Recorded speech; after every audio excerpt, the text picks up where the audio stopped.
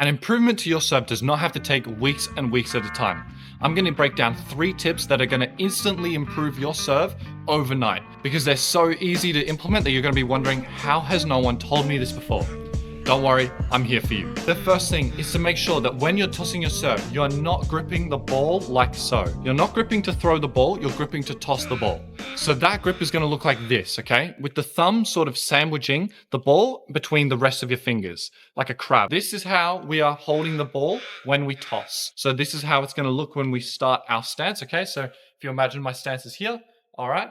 And that is what it's going to look like as I lift off the ball. Now, what this is going to do is it's going to make sure that we are not flicking the ball as we toss. Because when we throw, we flick the ball with this grip to make sure that we are getting that extra tiny bit of power with our fingers.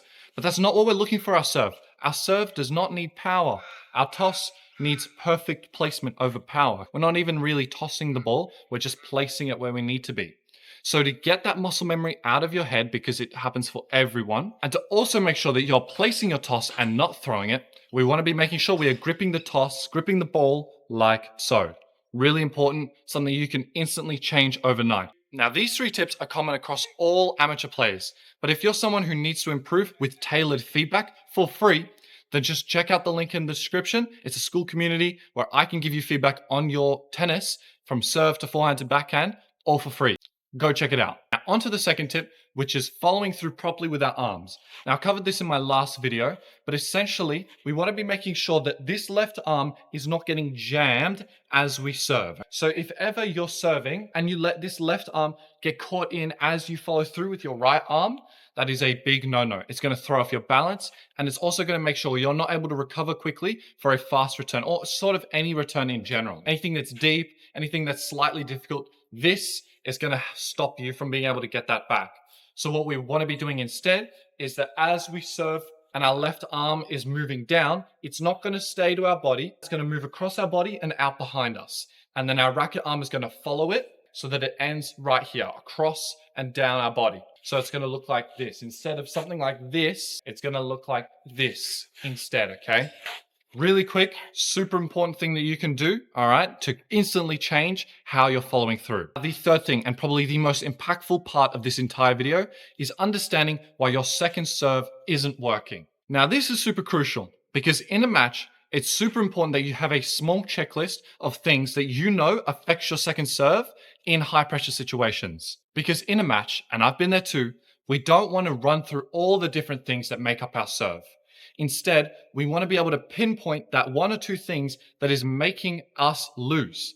So this is super important because the second serve is normally the double fault maker, okay? Because the first serve, you're hitting it hard, you're trying to go for a nice shot.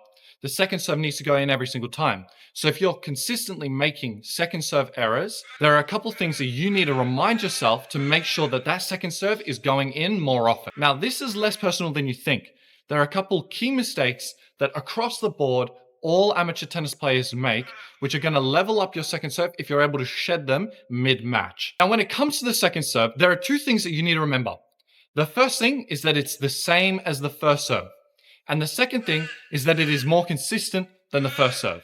Now, how can that be? How can it be more consistent than the first serve while also being the same? Now, what this means is we're going to be using the same focus and the same effort into the second serve as the first serve. But we're just going to be making sure that it is a more consistent shot. So what a lot of players do is they try to hit way too soft on the second serve. You need to make sure that you are just swinging through properly, just as you would on the first serve, on the second serve too. We're not losing any effort. We're just losing a bit of power for more consistency. Okay, so power doesn't equal effort. Still want to keep all that effort for that second serve. We're going to use that effort with a bit of spin. So you might kick your serve. You might toss it a little bit closer to yourself, okay, instead of going for it with a nice inwards toss that you would normally do on the first serve. Essentially, you need to make sure that your second serve doesn't differ too much from your first serve because that is going to ruin your game. You're going to ruin your muscle memory and you're never going to be able to get a second serve in consistently. Now, a second thing people do is they start tossing lower and they start closing in with their shoulders on their second serve. Now, this might be a bit of muscle tension because they're nervous, but often it's because their toss is too low because they don't want to reach up for that ball And so instead, they close in, okay? Because if you imagine, if I'm trying to hit a ball right here, okay, I need to scrunch in, okay, to be able to actually strike that. Instead, if I have a nice, easy toss where I can swing right up, all right, and look how open my shoulders are. The second serve needs to be the same as the first when it comes to how relaxed we are with our motion. We can't tense up here. It's really important that we are getting that nice and high toss so that we can reach up, still have our fluid motion, so that we're not tightening up and making mistakes. Now, the third mistake that people make a ton on their second serve is they stop bending their legs, okay? They start stiffening out with their legs because maybe they're nervous, maybe they think it's going to give them a better chance, and that does so many bad things for your serve. But the biggest one is that it doesn't allow you to jump the same way that you would have on your first serve when you were bending your legs and coiling your weight really nicely. When you straighten out your legs, it becomes very difficult to jump. So if I'm here, I can only use my toes and my feet to jump. So I'm going to get a small hop. But instead, if I'm used to a nice, good leg drive, okay, and I'm coiling in here and I'm lifting off like so, okay, you can tell the difference. And this comes back to the fact that the second serve should have the same effort and focus as the first serve. We're still coiling our legs. We're still getting off the ground, okay? We're just making sure we have a more consistent shot.